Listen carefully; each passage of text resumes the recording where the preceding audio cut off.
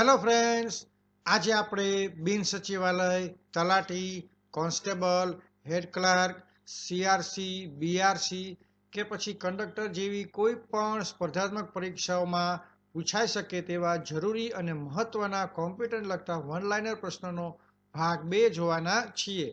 કોમ્પ્યુટરને લગતા one liner પ્રશ્નોના વિડીયોનો જો ભાગ 1 તમે હજુ સુધી ના જોયો હોય તો તેની લિંક હું અહીંયા આઈ બટન ઉપર આપી દઈશ.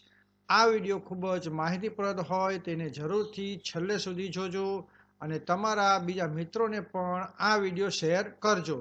તો ચાલો વિડીયો શરૂ કરીએ.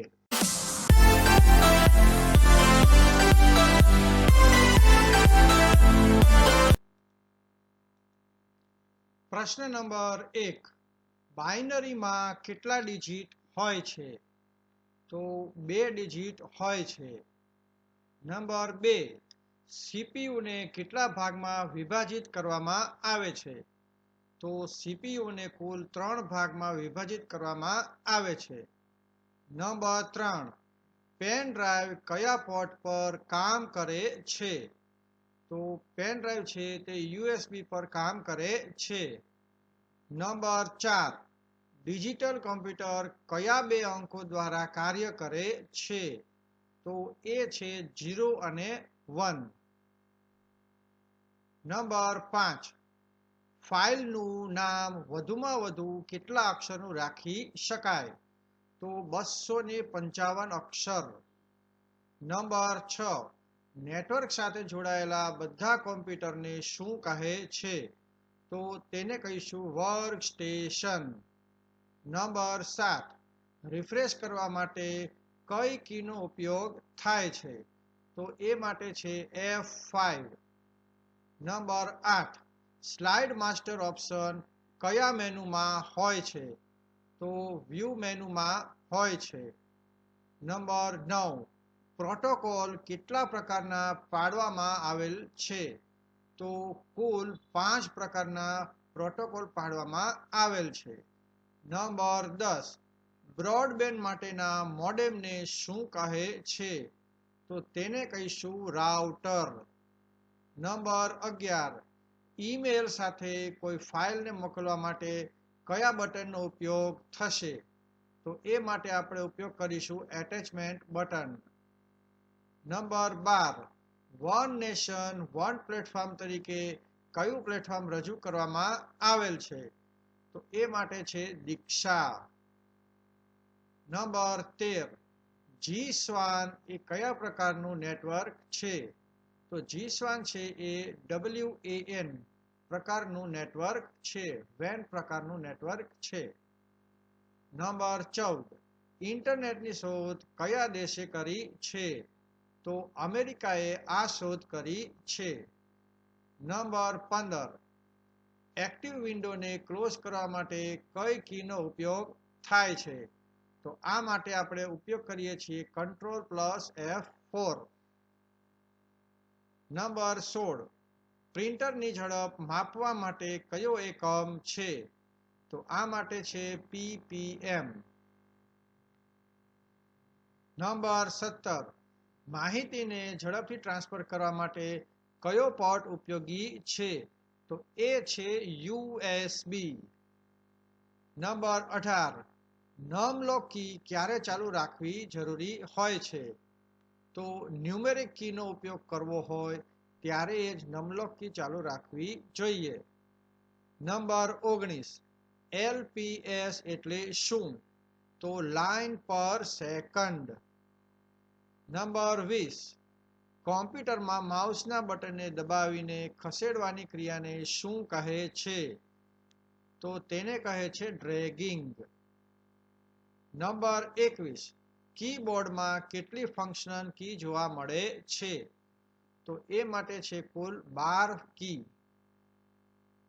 નંબર 22.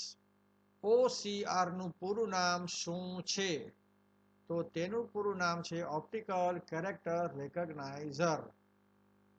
નંબર 23. કોમ્પ્યુટરમાં માઉસને ઈચ્છિત જગ્યાએ લઈ જવાની ક્રિયાને શું કહે છે? તો તેને કહે છે પોઇન્ટિંગ. નંબર 24.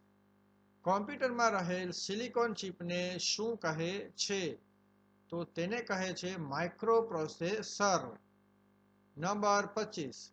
વેબસાઇટનું પ્રથમ પેજ હોય છે તે કયા નામે ઓળખાય છે? તો તેને કહે છે હોમ પેજ. નંબર 26. ડોક્યુમેન્ટમાં હેડર અને ફૂટર જે છે તે કયા મોડમાં હોય છે? તો તે હોય છે નોર્મલ લેઆઉટમાં. નંબર 27. ચાલુ કોમ્પ્યુટરને રિસ્ટાર્ટ કરવાની ક્રિયાને શું કહે છે? તો તેને કહીશું રીબૂટિંગ. નંબર 28. કોમ્પ્યુટરના એવા ભાગો કે જેને સ્પર્શી શકાય તે કયા નામે ઓળખાય છે? તો તેને કહીશું હાર્ડવેર. નંબર 29. કોમ્પ્યુટરના એવા ભાગો કે જેને સ્પર્શી ના શકાય તે કયા નામે ઓળખાય છે? તો તેને કહીશું સોફ્ટવેર. નંબર 30. કીબોર્ડ મારફતે દાખલ થયેલ સૂચનાના અમલ માટે કઈ કીનો ઉપયોગ થાય છે? તો તેને કહીશું એન્ટર કી.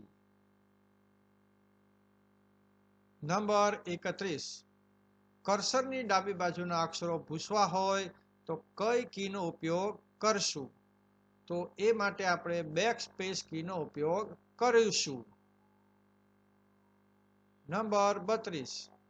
કોમ્પ્યુટર નેટવર્કના કેટલા પ્રકાર છે? તો કોમ્પ્યુટર નેટવર્કના કુલ 3 પ્રકાર છે. નંબર 33. URL નું પૂરું નામ શું છે? તો તેને કહીશું universal resource locator. Number 34. WAN નું પૂરું નામ શું છે? તો વાઇડ એરિયા નેટવર્ક.